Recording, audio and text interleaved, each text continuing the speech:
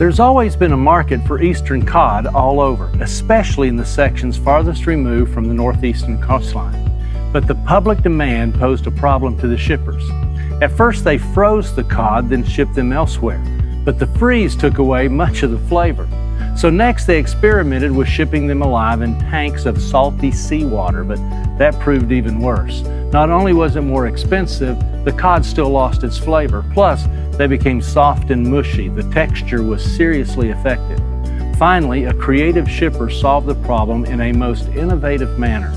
The codfish were placed in a tank of water along with their natural enemy, the catfish.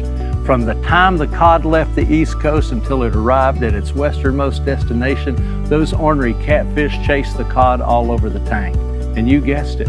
When the cod arrived at the market, they were as fresh as when they were first caught.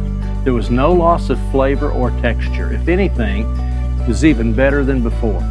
Each of us are in a tank of specific, inescapable circumstances. It's painful enough to have to stay in the tank, but in our own tank, there are also God-appointed catfish to cause us enough tension to keep us moving.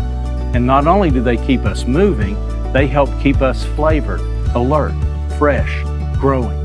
It's all part of God's purpose to shape our stamina and our character so we will taste and look more like His Son. So let's understand why the catfish are in your own saltwater tank. Understand they are part of God's method of producing character in your life and in mine. So let's not lose the flavor or the salt. Paul says in Romans 5, we glory in our sufferings because we know that suffering produces perseverance.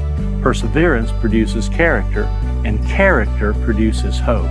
And hope does not disappoint us because God's love has been poured out into our hearts through the Holy Spirit, who has been given to us. So, don't be discouraged or confused when difficulty seems to chase you like a catfish after cod. Don't let them steal your flavor or your salt.